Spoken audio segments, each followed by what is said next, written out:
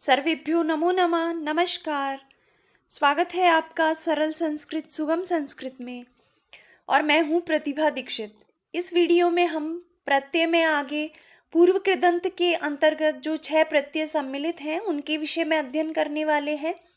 इससे पहले हम कृत्य प्रत्ययों का अध्ययन जो कि सेकंड ग्रेड के सिलेबस में है उनके विषय में पढ़ चुके हैं। तो ये प्रत्यय से संबंधित दूसरा वीडियो है। अगर आपने पहले वाला वीडियो नहीं देखा है तो पहले आप उसे देखिए, उसके बाद आप इस वीडियो को देखिए। पहले वीडियो का लिंक डिस्क्रिप्शन बॉक्स में है, जिसे आप आरपीएससी सेकंड ग्रेड प्लेलिस्ट से देख सकते हैं। प्रत्यय के अलावा और भी वीडियोस उसके अंतर्गत हैं, तो आप वहां से पहले के अपलोडेड सारे वीडियोस देख सकते हैं। तो बात करते हैं इस वीडियो में हम कौन कौन से प्रत्ययों का अध्ययन करने वाले हैं। तो इसके अंतर्गत हम 6 प्रत्ययों का नुवुल, त्रिच, त, तवतु, क्षत्रिय और शानच इनके विषय में अध्ययन करने वाले हैं। अब जैसा कि मैं पिछले वीडियो में भी आपसे बात कर चुकी हूँ कि सेकंड ग्रेड में कभी भी प्रक्रिया से संबंधित प्रश्न नहीं पूछा जाता कि किस तरह से क्या प्रक्रिया होकर ये शब्द बना है। वहां पर या तो नॉर्मल प्रश्न पूछे जाते हैं कि या तो आपसे जैसे ये पूछ लिया जाए कि नवुल प्रत्यय कर्म में होता है या कर्ता में होता है या भाव में होता है, इस तरह का प्रश्न पूछा जाता है। या अगर किन्हीं प्रत्ययों की कोई विशेष संज्ञा दी गई है तो उसके विषय में भी प्रश्न पूछा जाता है। जैसे त और तवतु जो प्रत्यय हैं उनको निष्ठा संज्ञा दी गई है, ये दोनों प्रत्यय निष्ठा संज्ञक कहलाते हैं। तो इस तरह का प्रश्न भी पूछा जा सकता है कि निष्ठा संज्ञक हैं। और तीसरे जो प्रश्न पूछा जाता है वो पद देकर उसमें प्रत्यय से संबंधित प्रश्न पूछा जाता है कि पठितवान इस पद में कौन सा प्रत्यय है। तो इस तरीके के प्रश्न ही पूछे जाते हैं। तो या फिर इस तरह से पूछा जा सकता है कि पठ धातु में तवतु प्रत्यय लगाने से कौन सा पद निष्पन्न होता है। तो वहां पर आपको अगर सामान्य सूत्र पता है और अगर आपको शब्द नहीं भी पता तो आप सही उत्तर तक पहुंच सकते हैं। तो इस वीडियो में हमने किसी भी प्रत्यय से संबंधित जो महत्वपूर्ण बातें हो सकती हैं कि वो कौन किन किन अर्थों में होता है, उसकी प्रक्रिया में क्या धातुओं के साथ परिवर्तन होता है, इन सभी महत्वपूर्ण विषयों का यहाँ पर समावेश किया है। और इसके अतिरिक्त कुछ महत्वपूर्ण उदाहरण जो परीक्षा में आ सकते हैं या आ चुके हैं उनको यहाँ पर समाविष्ट किया है। तो सबसे पहले बात करते हैं नवुल प्रत्यय की। नवुल प्रत्यय का विधान करने वाला सूत्र है नवुल त्रिचौ। ये सूत्र नवुल और त्रिच दोनों प्रत्ययों का विधान करता है और ये कहता है कि नवुल और त्रिच प्रत्यय धातुओं से कर्ता अर्थ में होते हैं। तो कौन से अर्थ में नवुल प्रत्यय होता है? कर्ता अर्थ में। पिछले वीडियो में हमने जिन 5 कृत्य प्रत्ययों को पढ़ा था वो सभी भाव और कर्म में होते थे। अब सामान्य कृत प्रत्यय प्रारंभ हो गए तो कृत प्रत्यय कर्ता अर्थ में होते हैं, इसलिए नवुल और त्रिच कर्ता अर्थ में होते हैं। अब नवुल जो है उसमें ये ल की इत संज्ञा हो जाती है हलंत्यम से और ना की चूटू से इत संज्ञा हो जाती है। तो क्या शेष रहता है हमारे पास? वु। अब वु जब शेष रहता है तो एक सूत्र आता है युवार नाकु। वो सूत्र वु के स्थान पर अक आदेश कर देता है। तो नवुल प्रत्यय से बने हुए शब्दों के अंत में हमको अक इस तरह से दिखाई देता है। अब ये जो नवुल प्रत्यय है इसमें ना की इत संज्ञा होती है, तो ना की इत संज्ञा होने के कारण ये कैसा प्रत्यय हो गया? नित प्रत्यय हो गया। और नित प्रत्यय जहां पर होता है वहां पर कौन सा सूत्र लगता है? आपको स्मरण आया? हाँ, वहां पर लगता है अचोण्येति। अचोण्येति सूत्र यत और नित प्रत्यय परे रहते धातु के अंत में स्थित इक को वृद्धि आदेश कर देता है। तो यहाँ पर वृद्धि कार्य हो जाएगा अगर कहीं धातु के अंत में इक है तो। और दूसरा है कि यहाँ पर यथा प्राप्त गुण कार्य भी हो जाएगा। जो पुगंत लघु उपदेश्य च सूत्र से गुण कार्य होता है, उपधा में स्थित इक को गुण होता है सार्वधातुक आर्धातुक प्रत्यय परे रहते, वो कार्य भी यहाँ पर होगा क्योंकि नवुल प्रत्यय आर्धातुक संज्ञक है और आर्धातुक परे होने के कारण जहां पर इसमें वृद्धि नहीं होगी, जहां पर धातु के अंत में इक नहीं होकर उपधा में इक होगा, वहां पर गुण कार्य भी हो जाएगा। तो अब इसके उदाहरण देखते हैं। जैसे पठ धातु से जब नवुल प्रत्यय होता है तो पद बनता है पाठकः। अब यहाँ पर पठ प्लस नवुल में वु शेष रहता है और वु के स्थान पर हो जाता है अक आदेश। तो इस तरह से हमारे पास पद हैं। अब प में जो अ है उस अ को अत उपधाया सूत्र से वृद्धि आदेश हो जाता है, तो अ के स्थान पर क्या हो जाता है पा। तो यहाँ पर पद बनता है पाठकः इस प्रकार से। तो ये पुल्लिंग का पद है। इसके रूप तीनों लिंगों में चलते हैं, लेकिन आपसे प्रश्न मुख्यतः पुल्लिंग के संबंध में ही पूछा जाता है। तो अगर आपको जैसे इसमें राम, रमा और फल के समान रूप चलेंगे तो आपको मिलेगा पाठकः, पाठिका, पाठकम। लेकिन आपसे प्रश्न ज्यादातर यहीं से पूछा जाता है, तो आप याद रखिए आपको शब्द के अंत में जहां पर अकह दिखाई दे वहां पर नवुल प्रत्यय होता है। ऐसे ही पच धातु से नवुल प्रत्यय होकर पद बनता है पाचकः। यहाँ पर भी अत उपधाया सूत्र से वृद्धि हुई है। ग्रह से ग्राहकः, चल से चालकः, क्री से कारकः। यहाँ पर क्री में जो री है उस री को अचोनिति सूत्र से वृद्धि होती है। धातु के अंत में स्थित इक को वृद्धि होती है, तो यहाँ धातु के अंत में क्या है, क्र में री है, तो री को वृद्धि होकर आर हो जाता है और पद बनता है कारकः।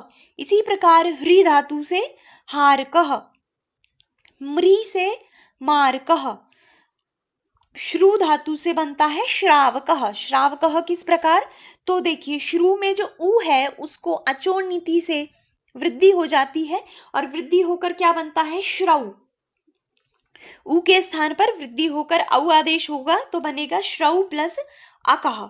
अब यहाँ पर पुनः अयादि संधि हो जाएगी, परे अच रहते औ को आव आदेश हो जाएगा और आव आदेश होने से क्या पद बनेगा श्रावकः।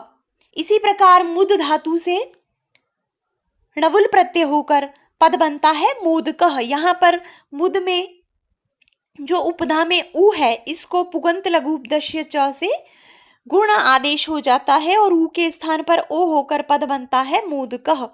इसी प्रकार मुच से मोचकः, छिद से छेदकः, दृश्य से यहाँ पर जो ये री है इसको अर आदेश हो जाता है गुण और पद बनता है दर्शकः। इसके अतिरिक्त यहाँ पर कुछ धातुओं के लिए आदेश हो जाते हैं, कुछ स्पेशल धातुओं के लिए स्पेशल विधान किया गया है। तो पूरी प्रक्रिया को हमें याद नहीं रखना है, आप ये 3 शब्द स्पेशली याद रखिए। अगर इनके संबंध में कभी पूछा जाए तो पा से पालकः, यहाँ पर मध्य में ल का आगम हो जाता है और पद बनता है पालकः। इसी प्रकार दा से य का आगम होकर पद बनता है दायकः। हन धातु से बनता है घातकः। हन के जब रूप चलते हैं तो घनति, घनतः, घनंती इस तरह से चलते हैं, तो यहाँ पर हन को घा आदेश हो जाता है पहले और उसके पश्चात ता का आगम होता है मध्य में और पद बनता है घातकः। तो अगर पूछा जाए घातकः में कौन सा प्रत्यय है तो णवुल प्रत्यय होगा, और अगर घातकः में धातु पूछी जाए तो आप कहेंगे हन धातु। अब इसके कुछ अपवाद भी हैं। यहाँ पर एक सूत्र और आता है, तो सूत्र को चाहे आप छोड़ सकते हैं, आप ये 4 शब्द याद रखिए। अब यहाँ पर अपवाद क्या है, तो यहाँ पर अपवाद ये है कि यहाँ पर वृद्धि का निषेध हो जाता है जन धातु से। जो नकारांत और मकारांत ये धातुएं हैं इनमें जब णवुल प्रत्यय होता है तो आदि वृद्धि का निषेध हो जाता है। जब अभी तक हम अतुपधाया सूत्र से आदि में स्थित अ को वृद्धि आदेश कर रहे थे, लेकिन यहाँ पर वृद्धि नहीं होगी। तो ये 4 शब्द आप स्पेशली याद रखिए। आप ये मत सोचिए कि यहाँ पर अंत में तो अक है लेकिन पूर्व में वृद्धि नहीं है तो ये णवुल प्रत्यय नहीं है, ये णवुल प्रत्यय ही है, लेकिन ये कुछ सूत्र अपवाद रूप में इसका विधान करता है। तो जन धातु से णवुल प्रत्यय होकर पद बनता है जनकः। यम से यमकः, गम से गमकः, इसी प्रकार शम से शमकः होता है, वद धातु से वदकः। यहाँ पर एक सूत्र और विधान करता है, ये सूत्र कई जगह आपको देखने को मिलेगा। चजो कु घिण्यतो, इसकी बात हमने नियत प्रत्यय में भी की थी।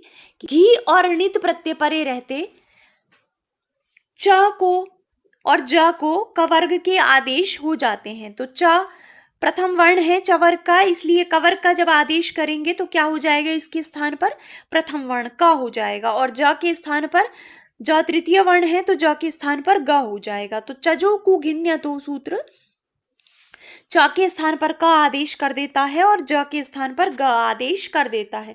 तो इस तरह के परिवर्तन भी आपको देखिए यहाँ पर देखने को मिल सकते हैं। अगला प्रत्यय है त्रिच प्रत्यय। त्रिच प्रत्यय का विधान करने वाला भी वही सूत्र है जो नवुल का करता है, नवुल त्रिचौ। ये सूत्र कहता है कि कर्ता अर्थ में धातुओं से नवुल और त्रिच प्रत्यय होते हैं। तो कौन से अर्थ में ये होता है, कर्ता अर्थ में। अब त्रिच जो प्रत्यय है इसमें च की हलंत्यम से इत संज्ञा होकर उसका लोप हो जाता है और त्रिशेष रहता है। इसमें आपको शब्द के अंत में ता दिखाई देगा। यहाँ पर एक पूरी प्रक्रिया होती है, बहुत सारे सूत्र होते हैं। री अनंग करके एक सूत्र होता है जिससे री के स्थान पर अनंग आदेश हो जाता है, तो अंत में हमारे पास कर्तृन इस तरह से। तो वो पूरी प्रक्रिया है, वो आपके काम की नहीं है, क्योंकि प्रक्रिया से संबंधित प्रश्न आपसे बिल्कुल नहीं पूछा जाएगा। आपसे केवल इस तरह से प्रश्न पूछा जाएगा कि पठिता शब्द में कौन सा प्रत्यय है। तो इसमें आपको जहां पर भी शब्द के अंत में ता दिखाई देगा वहां पर त्रिच प्रत्यय होता है, और ये धातुओं से होने वाला प्रत्यय है। तो इसलिए जहां पर भी आपको धातु के साथ अंत में ता दिखाई दे वहां पर त्रिच प्रत्यय होता है। ये आर्धातुक प्रत्यय है। आर्धातुकम शेषः से इसकी आर्धातुक संज्ञा होती है, इसलिए जो सेठ धातुएं हैं उनमें आर्धातु का शेड वलादे सूत्र से इट का आगम हो जाता है।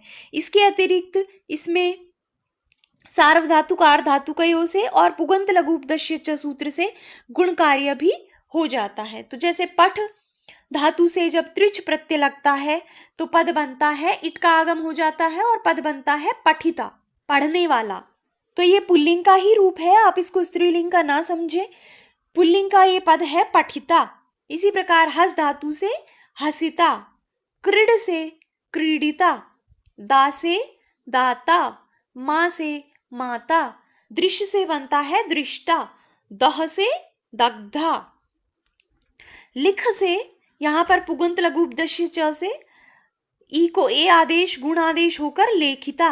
इसी प्रकार शुच से शोचिता, ई से एता, क्री से क्रेता, क्री से करता, क्योंकि यहाँ पर जो ई था उसको तो गुण होकर सार्वधातुक आर्धातुकों से यहाँ पर गुण हुआ और गुण होकर ए हो गया ई के स्थान पर, तो यहाँ पर तो बना क्रेता।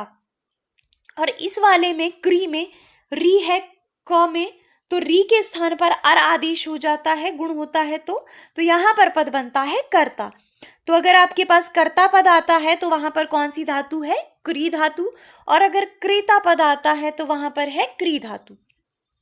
इसके पश्चात सृज से पद बनता है श्रिष्टा, युद्ध से योद्धा, युज से योक्ता, इस तरह से।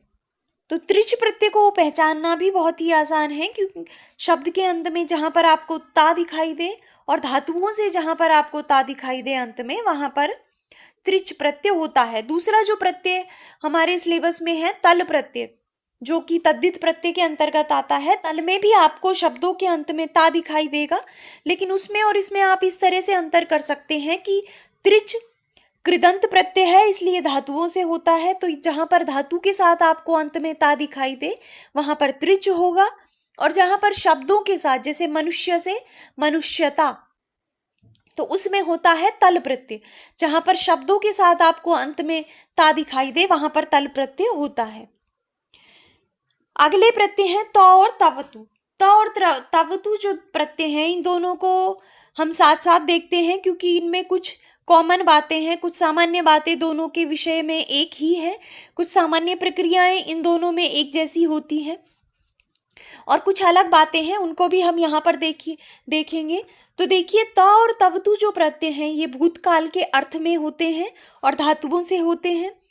त और तवतु इन दोनों को निष्ठा संज्ञा दी गई है। इसके संबंध में एक सूत्र है त तवतु निष्ठा, तो इन दोनों की निष्ठा संज्ञा होती है। इसको आप वेरी मोस्ट करके याद रखिए, क्योंकि ये आपसे पूछा जा सकता है कि निष्ठा संज्ञक प्रत्यय है। तो आपको अगर पता है त और तवतु तो आप प्रश्न का उत्तर दे पाएंगे। दूसरी बात यह है कि दोनों ही प्रत्यय कित प्रत्यय हैं, क्योंकि दोनों में ही जैसे कत जो प्रत्यय है इसमें क की इत संज्ञा होकर ता शेष रहता है, और कत्वतु प्रत्यय में उ की इत संज्ञा होकर उसका भी लोप हो जाता है और का भी लोप हो जाता है। तो का लोप होने के कारण दोनों प्रत्यय कित संज्ञक हैं, और कित होने के कारण किंगति च सूत्र से गुण और वृद्धि कार्य का यहाँ पर निषेध हो जाता है। अर्थात त और तवतु प्रत्यय परे रहते धातु में ना तो गुण कार्य होता है और ना ही वृद्धि कार्य होता है। इसके अतिरिक्त कित को मानकर होने वाले जितने भी विधान हैं सभी यहाँ पर हो जाते हैं। जैसे कित होने के कारण इन प्रत्ययों के परे रहते धातुओं में संप्रसारण का कार्य भी हो जाता है। संप्रसारण का क्या तात्पर्य है? तो इक यणः संप्रसारणम, यण का विपरीत कार्य संप्रसारण कहलाता है। इक को जब यण होता है तो उसको हम यण कार्य कहते हैं। ई के स्थान पर य, उ के स्थान पर व, री के स्थान पर रा और री के स्थान पर ल, ये होता है यण कार्य। लेकिन जब य के स्थान पर वापिस से ई आदेश हो जाए, व के स्थान पर उ हो जाए, रा के स्थान पर री और री के ला के स्थान पर री, तो इसको कहते हैं संप्रसारण। जो यण का विपरीत कार्य होता है वो संप्रसारण कहलाता है। और चूंकि ई के स्थान पर इस तरह से य होता है तो जब संप्रसारण होगा तो भी य के स्थान पर ई होगा, तो जो स्वर इसमें लगा हुआ है वो बच जाएगा और संप्रसारणाच एक सूत्र है उससे पूर्व रूप आदेश हो जाएगा। तो यहाँ पर बहुत सारी प्रक्रियाएं हैं। यहाँ पर आपको धातु में संप्रसारण भी देखने को मिलेगा। इसके अतिरिक्त एक महत्वपूर्ण सूत्र और यहाँ पर है, द्याति शति मां स्थामित ती किति, अर्थात कित प्रत्यय परे रहने पर। और कैसा कित प्रत्यय? जिसके आदि में ता है, तादि कित प्रत्यय परे रहने पर। तो तवतु में भी त ही रहता है आदि में और ये कित है। इसके अतिरिक्त कत में भी त रहता है और वो भी कित है। तो ऐसा प्रत्यय परे रहने पर दा सा मा और स्था इन धातु के आ को ऋष्व ई हो जाता है। तो इसके अतिरिक्त भी बहुत सारी प्रक्रियाएं यहाँ पर होती हैं। रदाभ्याम न, इस तरह से एक सूत्र है कि र के बाद स्थित निष्ठा संज्ञक प्रत्यय परे रहते र को ना कोणा हो जाता है। बहुत सारी प्रक्रियाएं हैं, तो प्रक्रियाओं को आप ज्यादा उनमें घुसिए मत, क्योंकि उससे संबंधित प्रश्न आपसे नहीं पूछा जाएगा। ता और तवतु से विधान होकर बनने वाले जो शब्द हैं उनको आप ज़्यादा से ज़्यादा प्रैक्टिस करने का प्रयास कीजिए, क्योंकि कुछ शब्द प्रक्रिया अलग होकर थोड़े से अलग बन जाते हैं। तो वो आप अगर 2-4 बार शब्दों को बार बार पढ़ेंगे तो वो आपको स्वतः ही आ जाएंगे, क्योंकि प्रक्रिया अगर आप याद करने बैठेंगे तो ता और तवतु के अंतर्गत ही बहुत सारी प्रक्रियाएं आ जाती हैं, तो विषय आपके लिए लंबा हो जाएगा और प्रक्रिया से संबंधित प्रश्न आपसे पूछा भी नहीं जाता। अगर पद पूछा जाता है कि ये पट, जैसे उदाहरण के लिए पट धातु में त प्रत्यय होकर क्या पद बनता है, तो अगर कोई शब्द ऐसे हैं जिनमें अलग कोई विधान किया गया है जो महत्वपूर्ण है वो मैं आपको यहाँ पर बता दूंगी, आप बार बार उनको पढ़िए तो उससे आपके वे प्रश्न सही हो जाएंगे। इसके अतिरिक्त अगर आप और डिटेल में पढ़ना चाहते हैं तो आप पहले से अपलोडेड वीडियोस की मदद ले सकते हैं। संस्कृत व्याकरण प्लेलिस्ट से आप प्रत्यय से संबंधित वीडियोस देख सकते हैं। दूसरी बात इन प्रत्ययों के संबंध में ये है कि इनसे बने शब्दों के रूप तीनों लिंगों में चलते हैं। दोनों प्रत्यय भूतकाल के अर्थ में होते हैं, धातुओं से होते हैं। तो अब इनमें अलग जो है हम उसको देखते हैं। तो ता प्रत्यय जो है वो भाव और कर्म में धातुओं के साथ भूतकाल के अर्थ में होता है और तवतु प्रत्यय कर्ता अर्थ में होता है। इसके अतिरिक्त ता प्रत्यय से बने हुए जो शब्द हैं उनके रूप पुल्लिंग में राम के समान, स्त्रीलिंग में रमा के समान और नपुंसक लिंग में फल के समान चलते हैं। तवतु प्रत्यय से बने हुए शब्दों के रूप पुल्लिंग में भगवान के समान, स्त्रीलिंग में नदी के समान और नपुंसक लिंग में जगत शब्द के समान चलते हैं। इस त प्रत्यय में क की संज्ञा होकर उसका लोप हो जाता है और त शेष रहता है। तवतु में जो अंत में स्थित उ है इसकी संज्ञा हो जाती है और क की इत संज्ञा होकर इनका लोप हो जाता है और तवत शेष रहता है। तो आपसे ज्यादातर जो प्रश्न पूछा जाता है वो पुल्लिंग से संबंधित पद देकर ही पूछा जाता है। तो यद्यपि एक दो शब्दों में मैं आपको तीनों लिंगों में बता दूंगी, लेकिन आपको अपना पूरा ध्यान रखना है पुल्लिंग पर, क्योंकि तीनों शब्द करने के चक्कर में आप पुल्लिंग पर अच्छे से ध्यान ना दें और आपका उससे संबंधित प्रश्न गलत हो जाए तो वो गलत बात है। और प्रश्न अभी तक पुल्लिंग के शब्दों के ही पूछे गए हैं, तो आप पुल्लिंग पर ही अपना पूरा ध्यान केंद्रित रखिए। जैसे देखिए, क्री धातु से जब कत प्रत्यय करते हैं तो पद बनता है पुल्लिंग में कृतः, स्त्रीलिंग में कृता और नपुंसकलिंग में कृतम। और जब तवतु प्रत्यय करते हैं तो ये भगवान के समान चलता है, नदी के समान और ये जगत के समान। तो पुल्लिंग में शब्द बनता है कृतवान, स्त्रीलिंग में बनता है कृतवती और नपुंसकलिंग में बनता है कृतवत। इसी प्रकार क्री धातु से कत प्रत्यय होकर पद बनता है क्रीतः और तवतु प्रत्यय होकर पद बनता है क्रीतवान। अब आप इनका स्त्रीलिंग चाहे तो खुद बना लीजिए, जैसे क्रीतः, क्रीता, क्रीतम, क्रीतवान, क्रीतवती, क्रीतवत, इस तरह से। हस धातु से कत प्रत्यय होकर पद बनता है हसितः, तवतु प्रत्यय होकर पद बनता है हसितवान। अद धातु यहाँ पर महत्वपूर्ण है, इसके संबंध में प्रश्न पूछा जाता है, तो आप ध्यान रखिए। अद धातु से जब प्रत्यय होकर पद बनता है तो यहाँ पर अद के स्थान पर जग आदेश हो जाता है, जद आदेश हो जाता है और यहाँ पर पद बनता है जगदह और तवतु प्रत्यय करके पद बनता है जगदवान। तो ये प्रश्न आपसे पूछा जा सकता है कि जगदह पद में कौन सी धातु है, तो आप उत्तर देंगे अद धातु। दृश्य से त प्रत्यय करके पद बनता है दृष्टः और तवतु करके बनता है दृष्टवान। इसी प्रकार दह से दग्धः और दग्धवान। अब देखिए, ये जो चार धातुएं हैं, तीन धातुएं हैं, इनमें आप अंतर याद रखिए। इनके संबंध में बार बार प्रश्न पूछा जाता है और यहाँ पर आप हो सकता है इनको सही पढ़ के चले जाएं, लेकिन परीक्षा में कंफ्यूज हो जाएं। तो इनको अच्छे से बारीकी से पढ़िए, इनको मोस्ट में रखिए, क्योंकि इनसे प्रश्न बार बार परीक्षा में पूछे जाते हैं। वद धातु से जब त प्रत्यय होता है तो पद बनता है उदितः। हमने जो संप्रसारण की बात की थी कि व के स्थान पर पुनः संप्रसारण हो जाता है, तो व के स्थान पर क्या हो जाएगा, उ, और यहाँ पर इट का आगम हो जाता है और पद बनता है उदितः। इसी प्रकार तवतु प्रत्यय होकर वद धातु से पद बनता है उदितवान। वह धातु से संप्रसारण होकर उ हो जाता है और ह के स्थान पर ढ हो जाता है और कत प्रत्यय होकर यहाँ पर क्या पद बनता है, ऊढ़ः, और तवतु प्रत्यय करके यहाँ पर पद बनता है ऊढ़वान।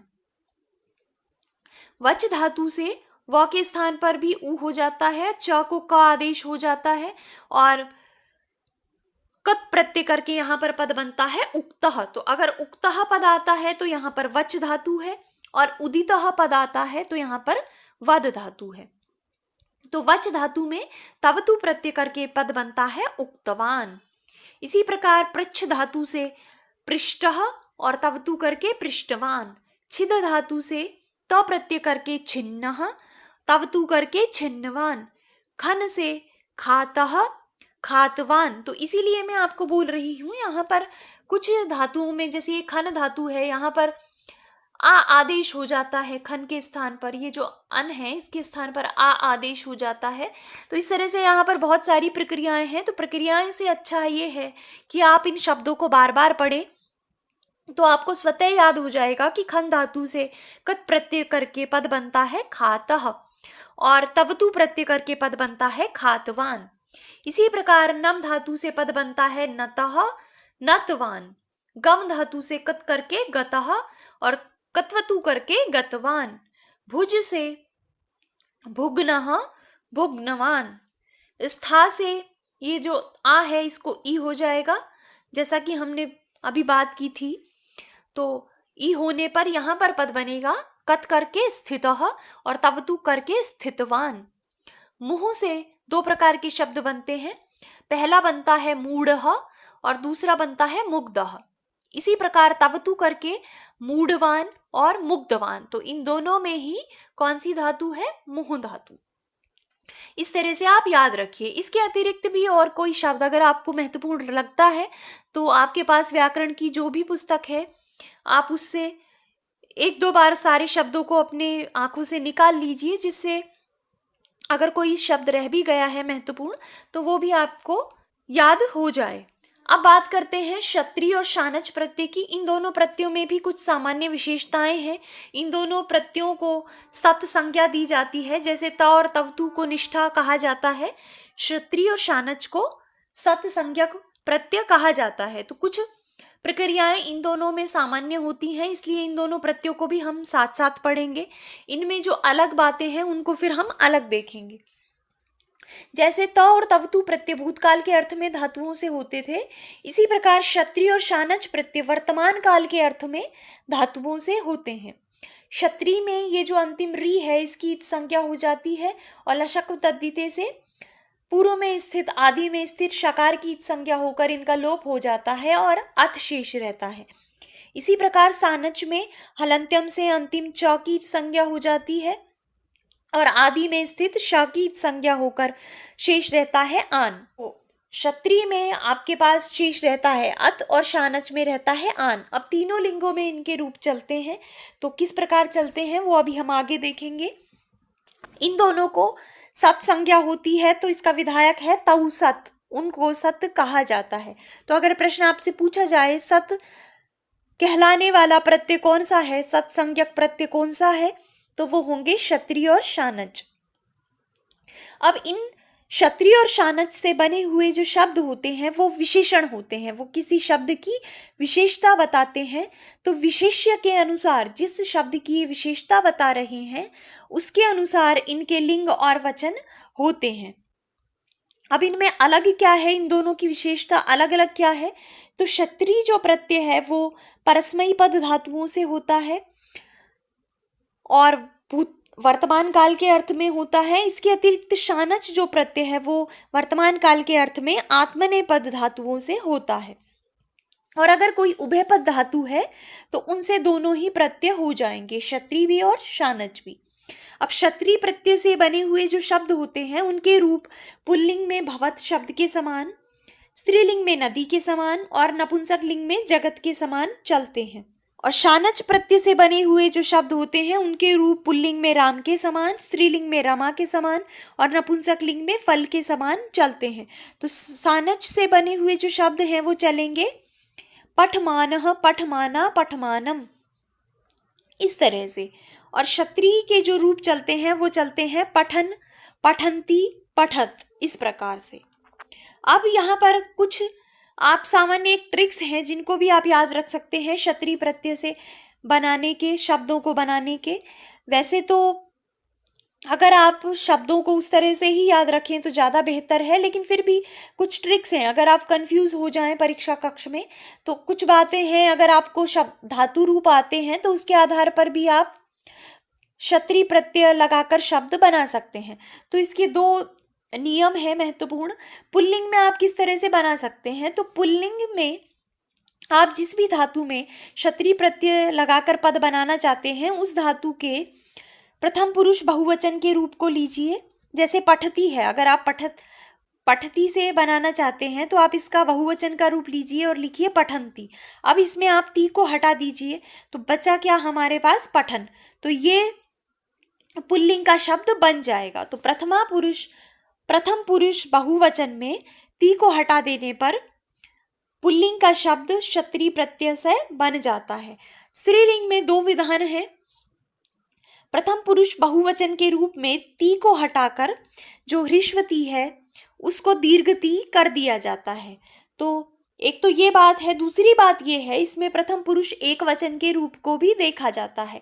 अगर प्रथम पुरुष एक वचन के रूप में ती से पूर्व ह्रीश्व आकार है तब तो जो ये दीर्घ ती हुआ था उसके साथ न को लिखते हैं, नुम सहित लिखते हैं। और अगर एक वचन के रूप में ती से पूर्व आकार नहीं है, कोई अन्य स्वर है, तो फिर इस ती को ही केवल लिखते हैं, इससे पूर्व में न नहीं लिखते, उससे पूर्व में नुम नहीं होता। जैसे देखिए उदाहरण के लिए एक दो धातुएं मैंने यहाँ पर लिख दी है। जैसे हमें पठ धातु से हमें शब्द बनाना है क्षत्रिय प्रत्यय लगाकर, तो हम एक वचन का रूप लिखेंगे, बहुवचन का रूप लिखेंगे। अब पुल्लिंग के लिए हमें जो बहुवचन का रूप है उसमें ती को हटा देना है और हमारे सामने आ जाएगा पुल्लिंग का रूप। जैसे ये पठंती पद है तो यहाँ पर आप ती को हटा दीजिए तो बन गया पठन, ये होता है पुल्लिंग। अब स्त्रीलिंग बनाने के लिए दीर्घ जो ह्रस्व है इसको दीर्घ कर दीजिए और ये देखिए कि अगर एक वचन में ती से पूर्व आ है तो यहाँ पर न भी लिख देंगे, तो यहाँ पर आ है इसलिए यहाँ पर न भी लिख देते हैं और नपुंसक लिंग में बन जाता है पठत। इसी प्रकार जैसे क्रीड धातु से बनाते हैं तो क्रीडती और क्रीडंती ये इसके एक वचन के और बहुवचन के रूप हैं, तो पुल्लिंग बनाने के लिए ती को हटा देंगे तो बनेगा क्रीडन। स्त्रीलिंग में यहाँ पर आकार ही है तो यहाँ पर पद बनेगा क्रीडंती और नपुंसक लिंग में बनेगा क्रीडत। इसी प्रकार स्था धातु से पुल्लिंग में बनेगा तिष्ठन, स्त्रीलिंग में तिष्ठन्ति और नपुंसक लिंग में तिष्ठत। क्री धातु से आप जैसे देखिए क्री धातु से रूप चलते हैं करोति कुरुतः कुर्वन्ति, तो यहाँ पर पुल्लिंग बनाने के लिए तो सामान्य है ती को हटा दीजिए तो पद बन जाएगा कुर्वन। तो क्री धातु से पुल्लिंग का पद क्षत्रि प्रत्यय सहित बनेगा कुर्वन। स्त्रीलिंग में ती को तो दीर्घ ती कर देंगे लेकिन हम ये देखेंगे कि यहाँ पर एक वचन में ती से पूर्व ओ है, ह्रस्वकार नहीं है, तो यहाँ पर हम न नहीं लिखेंगे तो स्त्रीलिंग का पद बनेगा कुर्वती और नपुंसक लिंग में वही बनेगा कुर्वत। तो आपको बस ये याद रखना है। वैसे तो मैं आपको ये बोलूंगी कि आप शब्दों की ज्यादा से ज्यादा प्रैक्टिस करिए। जैसे आप क्री धातु से बनता है कुर्वन कुर्वती कुर्वत, तो इस तरह से आप अगर आप 2-4 बार पढ़ेंगे तो ऑटोमेटिकली आपको इसी तरह से याद होगा। लेकिन फिर भी अगर आपको कोई कंफ्यूजन क्रिएट हो जाता है परीक्षा के कक्ष में तो उसके लिए ये ट्रिक है कि आप इस तरह से याद रखिए, आप शब्द जो धातु के रूप है वो बोलकर देखिए। अगर एक वचन में ती से पूर्व ह्रस्वकार आता है तो आपको न लिखना है और अगर ह्रस्वकार के अतिरिक्त कोई स्वर आता है तो आपको न नहीं लिखना। इसी प्रकार स्ना से बनते हैं स्नान, स्नाति, स्नात। ची धातु से बनते हैं चिन्वन, चिन्वती, चिन्वत। इसमें चिनुते, चिन्वेते, चिन्वंते इस तरह से रूप चलते हैं तो यहाँ पर नकार नहीं होगा। तो क्या पद बनेंगे? पुल्लिंग में चिन्वन, स्त्रीलिंग में चिन्वती और नपुंसक लिंग में चिन्वत। तो वैसे आपसे यहाँ पर या तो पुल्लिंग का पद देकर शब्द पूछा जाएगा, जैसे चिन्वन दे दिया जाएगा, पूछा जाएगा इसमें कौन सा प्रत्यय है, तो आपको बताना है क्षत्रि प्रत्यय। क्षत्रि प्रत्यय से बने हुए शब्दों में पुल्लिंग में आपको अंत में अन दिखाई देगा और नपुंसक लिंग में आपको क्या दिखाई देगा? अत दिखाई देगा।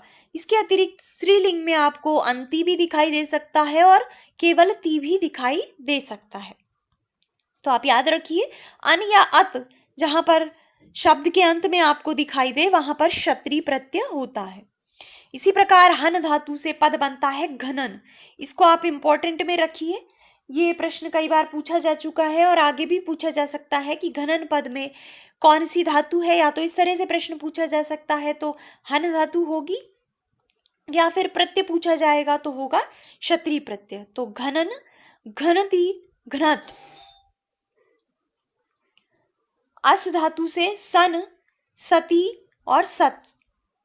दा धातु से बनेगा ददत, ददती, ददत। ये इंपॉर्टेंट है, इसको आप याद रखिए। यहां पर पुल्लिंग में अन नहीं होकर अत ही होता है, तो यहां पर बनेगा ददत, ददती, ददत। इसी प्रकार दा धातु से बनेगा दधत, दधती और दधत। अब देखते हैं शानच प्रत्यय। शानच प्रत्यय में भी इस तरह के कुछ ट्रिक्स आप याद रख सकते हैं, कुछ महत्वपूर्ण बातें आप याद रख सकते हैं जिससे आप नान, क्योंकि शानच में आन शेष रहता है लेकिन कई शब्दों में आप देखेंगे कि आपको मान भी दिखाई देगा। तो देखिए सबसे सिंपल बात तो ये है कि जहां पर भी आपको धातु के साथ आन और मान दिखाई देगा वहां पर 2 प्रत्यय हो सकते हैं। पहला तो वहां पर तवतु प्रत्यय भी हो सकता है, क्योंकि तवतु में यद्यपि शेष तवत रहता है लेकिन जब पुल्लिंग में रूप चलते हैं तो वहां पर भी भगवान के समान रूप चलते हैं और आपको दिखाई देगा पठितवान इस तरह से। और आपको शानच में भी अंत में आन ही दिखाई देगा।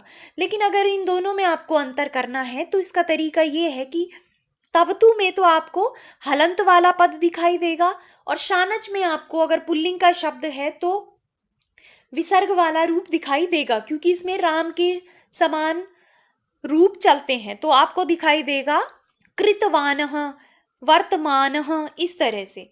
तो अंतर अगर आपको करना है तो एक सामान्य पहचान ये है कि धातु के साथ दो प्रत्यय होते हैं जिनमें आन मान आपको दिखाई दे सकता है। तो जहां पर अंत में हलंत हो वहां पर तवतु प्रत्यय है, और जहां पर अंत में विसर्ग हो वहां पर शानच प्रत्यय है। पुल्लिंग में आप आराम से अंतर कर पाएंगे और ज्यादातर शब्द जो हैं वो पुल्लिंग में पूछे जाते हैं। इसके अतिरिक्त अगर नपुंसक लिंग के पद आएंगे तो तवतु में आपको अंत में तवत दिखाई देगा और शानच में आपको अनम दिखाई देगा, क्योंकि इसके रूप चलते हैं फलम, फले, फलानी, इस तरह से। तो आपको यहाँ पर नपुंसक लिंग में तो कोई भी दिक्कत नहीं है। अगर पुल्लिंग में दिक्कत आए तो आपको विसर्ग और हलंत की बात याद रखनी है। अब दूसरी बात यह है, अगर आप इस बात को लेकर कंफ्यूज हो जाएं कि हमको आन अंत में लगाना है या मान लगाना है, तो इसके विषय में भी आप एक बात याद रख सकते हैं कि धातु से जब शानच प्रत्यय का रूप बनाते हैं हम, तो उसके लिए लट लकार प्रथम पुरुष बहुवचन के रूप को हम लेते हैं, और उसमें जो अंत में नते है, क्योंकि ये आत्मनेपद धातुओं के साथ लगता है, तो जैसे एदते, एदेते, एधंते, तो अंते जो अंत में है उसको हटा देते हैं और आन लगा देते हैं। अब हमको ये ध्यान रखना है कि एक वचन में, बहुवचन में नहीं। अगर एक वचन के रूप में ते से पूर्व ऋश्व आकार है तो आपको मां साथ में लगा देना है, अर्थात वहां पर आन लगाते हुए आपको मान लगाना है। और अगर ते से पूर्व ऋश्व आकार के अतिरिक्त कोई स्वर है तो वहां पर आपको केवल आन ही लगाना है। बस आपको इतनी सी बात याद रखनी है। अब जैसे इसके उदाहरण देखते हैं। एद धातु के पहले हम प्रथम पुरुष के एक वचन के और बहुवचन के रूप लिख लेते हैं, जैसे एदते और एधंते। अब हमको शानच प्रत्यय लगाकर रूप बनाने हैं। तो देखिए, पुल्लिंग में हम नते हटा देंगे और आन हमको लगाना है। अब हम देखेंगे एक वचन में ते से पूर्व ऋश्व आकार है, इसलिए हम मां के सहित अर्थात मान लगाएंगे। तो यहाँ पर पद बन जाएगा एदमानः। स्त्रीलिंग में रमा के समान एदमाना, और नपुंसकलिंग में बन जाएगा एदमानम। इसी प्रकार वृद्ध धातु से रूप चलते हैं वर्धते, वर्धिते, वर्धन्ते। तो यहां पर भी आ है पूर्व में, तो यहां पर भी जब हम बनाएंगे तो शब्द बनेगा वर्धमानः, वर्धमाना, वर्धमानम। मुद धातु से यहां पर पुगंत लघु उपदेश्य च से गुण हो जाएगा और पद बनेगा मोदमानः, मोदमाना, मोदमानम। वृत्त धातु से यहां पर री को गुण हो जाएगा पुगंत लघु उपदेश्य च से, और पद बनेगा वर्तमानः, वर्तमाना, वर्तमानम। इसी प्रकार क्री धातु से, अब कैसे देखिए आन हो जाता है, मान नहीं होता, तो उसके भी कुछ उदाहरण देख लेते हैं। क्री के रूप चलते हैं कुरुते, कुरुते, कुरुते, कुर्वते, इस तरह से रूप चलते हैं आत्मनेपद में क्री धातु के। तो इसमें एक वचन में ते से पूर्व उ है, इसलिए जब हम यहां पर शब्द बनाएंगे तो देखिए बहुवचन में ते को हटा देंगे, आन हमको लगाना है, और यहां पर ते से पूर्व उ है, इसलिए हम केवल आन ही लगाएंगे, मान नहीं लगाएंगे। तो यहां पर आन लगा देंगे और र के पश्चात अगर न आया है तो उसको ण आदेश होकर पद यहां पर बनेगा कुर्वाणः। स्त्रीलिंग में कुर्वाणा और नपुंसकलिंग में कुर्वाणम। इसी प्रकार क्री धातु से रूप चलते हैं इसके। एक वचन में क्रीणीते पद होता है, इसलिए यहां पर भी क्या पद बनेंगे क्रीडानः, क्रीणाना, क्रीणानम, इस प्रकार से। ची धातु से चिन्वानः, क्योंकि इसमें चिनुते पद होता है एक वचन में, ते से पूर्व उ है, तो यहां पर मान नहीं होगा, केवल आन होगा। तो यहां पर पद बनेंगे चिन्वानः, चिन्वाना, चिन्वानम। शी से बनेगा शयानः, शयाना, शयानम। तो आपको ज्यादा से ज्यादा शब्दों की प्रैक्टिस करनी है। जैसे अगर आप बार बार क्री धातु से कुर्वाणः, कुर्वाणा, कुर्वाणम इस तरह से पढ़ेंगे तो स्वभावतः आपके दिमाग में इसी तरह से याद होगा, आपको फिर कुर्वमाणः याद नहीं होगा। लेकिन फिर भी अगर कंफ्यूजन हो जाता है तो आप ऐसे रूप लिखकर उससे अपना सहायता ले सकते हैं। अब बात करते हैं उदय उभयपदी धातुओं की, तो उभयपदी धातुओं में दोनों प्रत्यय हो सकते हैं। वहां पर आप शित्री प्रत्यय भी लगा सकते हैं और शानच प्रत्यय भी लगा सकते हैं। जैसे पच धातु परस्मयी पद में भी उसके रूप चलते हैं, उभयपद धातु है, और आत्मनेय पद में भी चलते हैं। तो पच धातु से जब क्षत्रिय प्रत्यय लगाएंगे वर्तमान काल के अर्थ में, तो पद बनेंगे पचन, पचंती, पचत। और जब शानच प्रत्यय लगाएंगे तो पद बनेंगे पचमानः, पचमाना, पचमानम। इस प्रकार से तो ये 6 प्रत्यय पूर्व कृदंत के अंतर्गत जो आते हैं उनका अध्ययन हमने यहाँ पर समाप्त कर लिया है। आशा है आपको ये समझ आया होगा। और अगर आपको कोई परेशानी है तो आप वीडियो को एक बार देखिए, 2 बार देखिए, आपको चीज़ें समझ आ जाएंगी। लेकिन उसके बाद भी अगर आपको कोई परेशानी है तो आप कमेंट्स कर सकते हैं। वहाँ पर यथासंभव मैं आपको आपकी परेशानी हल करने का प्रयास करूँगी। तो इस वीडियो को हम यहीं पे समाप्त कर रहे हैं। अगर आपको ये पसंद आया है तो आप इसे लाइक करें, अधिक से अधिक अपने मित्रों के साथ शेयर करें, और अगर अभी तक आपने चैनल को सब्सक्राइब नहीं किया है तो चैनल को भी सब्सक्राइब कर लें और बेल आइकन को प्रेस करना बिल्कुल ना भूलें, जिससे वीडियो अपलोड होते ही आपको नोटिफिकेशन मिल सके। तो मिलते हैं नेक्स्ट वीडियो में, तब तक के लिए धन्यवाद।